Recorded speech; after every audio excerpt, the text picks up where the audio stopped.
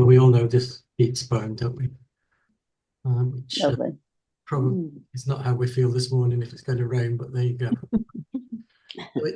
It's an interesting time of the year, October. I think we notice a big change in things. So, but I just looked at some of the things about October that had happened in October. Well, October gets its name from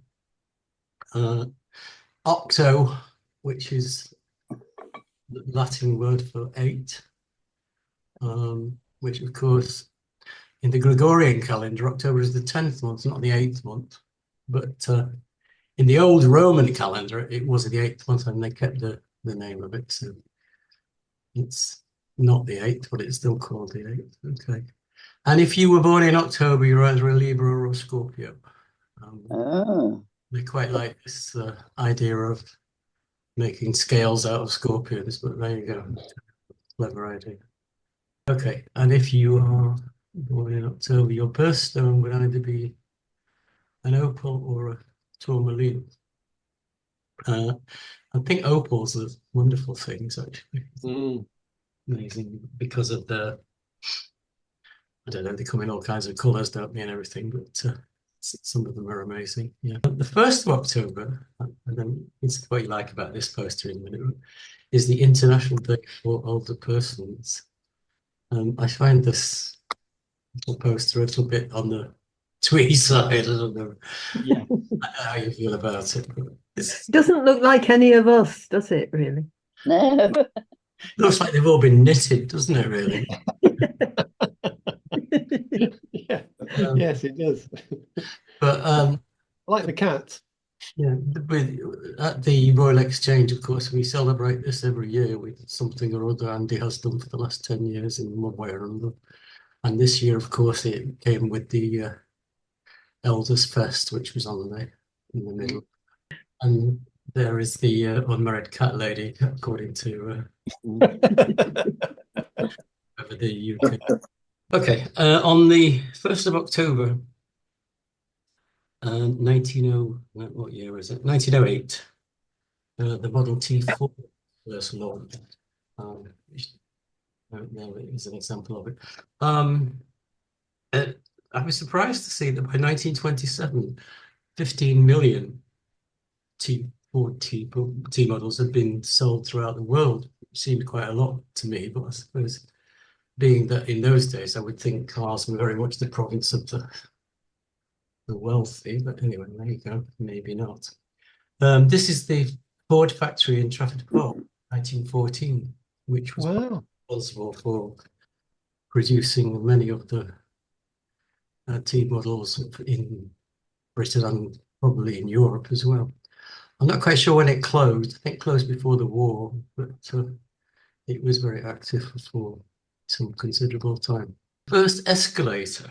This is quite interesting or not really, but on October the 4th, 1911, Britain's first tube escalator. It was actually the first escalator ever in the UK. It was opened under passenger use, connecting the District Line and Piccadilly Line at Earl's Court Station.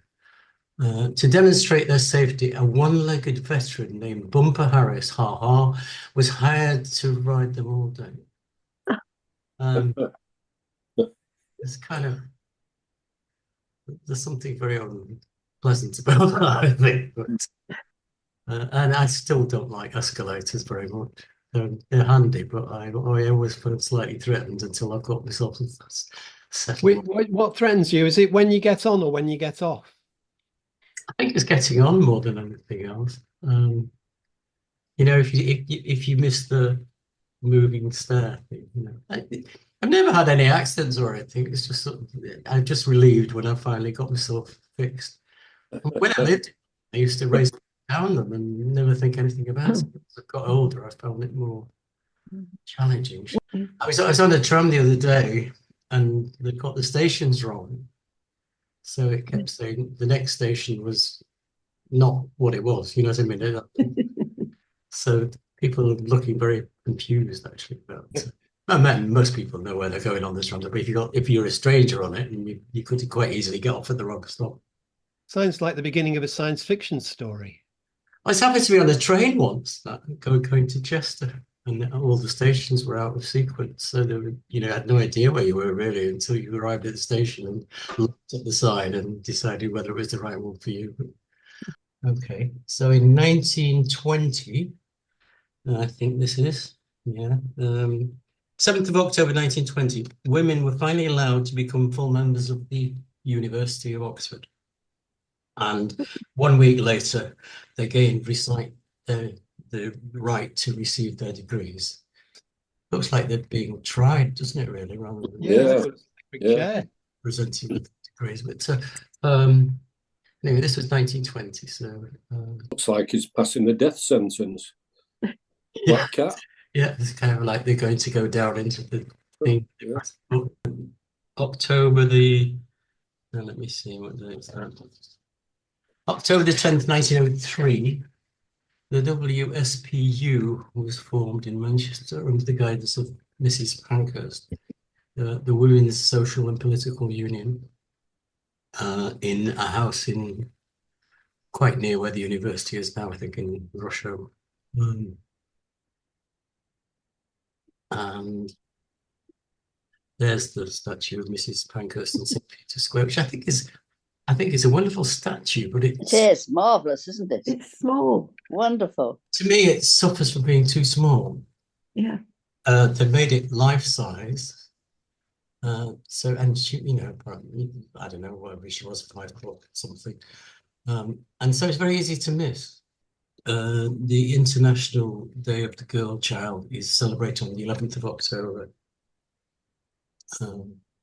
Is there an International Day of the Boy Child? That's Or all the other Or they just 363 so days. accept there's no need. We have 364 days for that. Yeah. Yeah. Well, the girls one, eh? Okay. Right. I love that. 3 Blind Mice. Oh, yes. On the 12th of October, 1609, the nursery rhyme was first published. And like a lot of nursery rhymes, it's based on horrible events. Kind of like this was based on, apparently anyway, on the Oxford martyrs, the bishops Latimer, Cranmer, and Ridley, who were burnt at the stake by Queen Mary, Bloody Mary. There's an engraving of the event with the crowds of onlookers there to celebrate. But those were different times, I guess. But, I have a card which my father sent to my mother towards the end of the war, a birthday card, I think it is. And on it, it's very cryptic, and he said, I feel for you something about Latimer's last words, and I've always tried to find out what they were, but I never could, so I don't know whether that was some kind of joke between them or not. 19th of October 1781, this is when we lost control of the United States. This marked the defeat of Britain in the American War of Independence. I suspect that the person in the middle is George Washington. And on the 21st of October 1805, Lord Nelson was fatally wounded at the Battle of Trafalgar, even though the battle was successful, and he died on the same day. And now we celebrate, or at least 21st of October is now remembered as Trafalgar Day. And this, here we are, 23rd of October, 1642, was the first battle of the English Civil War at Edge Hill, Warwickshire. There was no decisive outcome. It was all a bit of a shambles. Both troops on both sides were ill-trained and ill-organized and ill-managed, really. But it led to 4 years of warfare and ultimately the execution of Charles I and the rise of Oliver Cromwell. Oh yeah. On the 30th of October 1925, which is almost 99 years ago, the very first live television broadcast took place. Wow. And this is John Logie Baird with his invention. So television's been next year. I'm sure there'll be big celebrations for 100 years of TV. And of course, television was only available to the rich in the years before the war. And then it closed down completely in 1939 because of the war. And reopened in 1945 and probably only became generally popular by the time of the coronation in 1953. And now we don't seem to be able to live without it. I always like to call him Martin Luther King. I don't know why, but this is Martin, Martin Luther, who on the 31st of October 1517 nailed the 95 Theses to the door of a church in Wittenberg in Germany, and thus set off the beginning of the Protestant Reformation. He was complaining about all the indulgences and etc. of the Catholic Church. And here is a nice sexist picture of the Oktoberfest in Munich. I think there's a deliberate connection between the frothy beer and the books, but there you go. It's kind of like all these men being served by books and wenches. However, Manchester, in its turn, also has an Oktoberfest every year. This year, it's going on at the moment, actually, on the car park of in Sackville Street. It's covered, the entire car park is covered by a massive tent. Much probably to the disgruntlement of the people who normally park on that car park, but it's completely covered. The Anglo-Saxon name for October is Winter Filleth, which I think is a great word, isn't it? Winter Filleth. And it's marked to celebrate the beginning of winter when the longer days. It's kind of connected to Samhain, which I think they're still celebrating in certain Gaelic communities. And All Hallows Eve. I love this picture. Wow. Good one, yeah. I don't know who's it by or what it is, but it's something very kind of romantic about it. So, of course, All Hallows Eve is the day before All Souls Day, when we're supposed to chase away evil spirits. But then, of course, we have Halloween, which is a very different kettle of fish, which is incredibly commercial and, I don't know, it passes me by, really. I think it's replaced Bonfire Night. When I was a kid, I don't know about you, but Bonfire Night was always a big deal.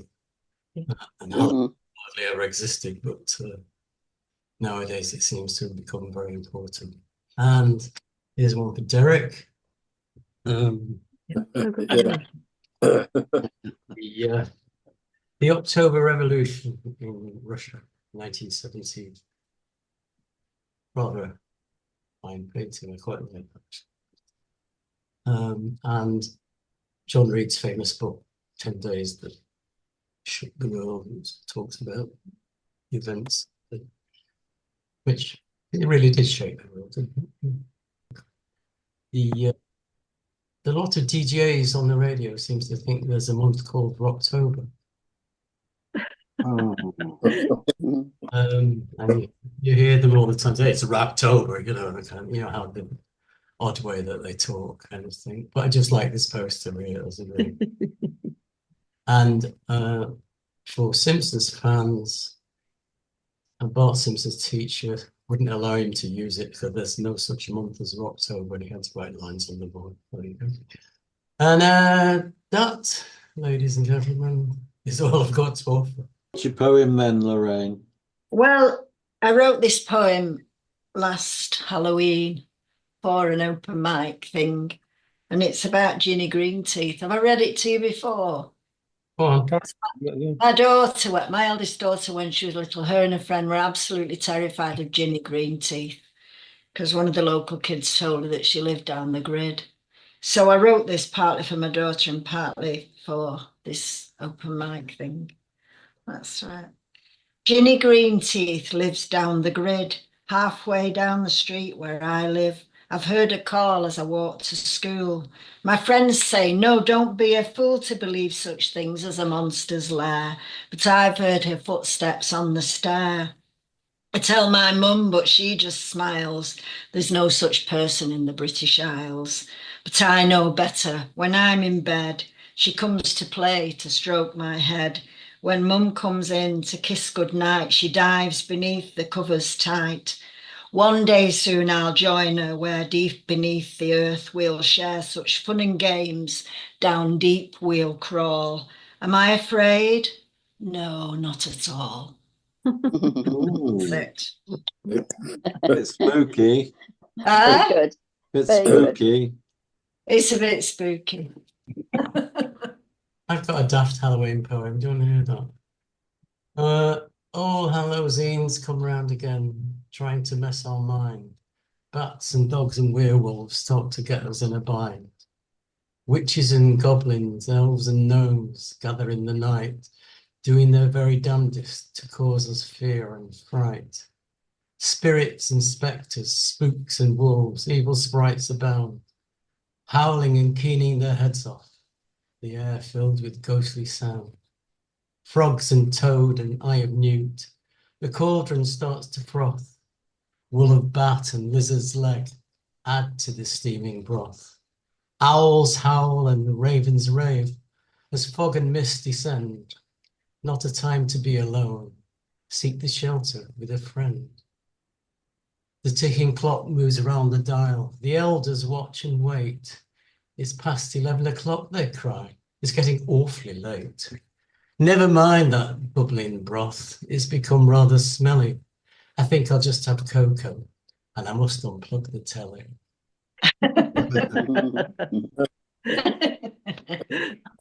Very good.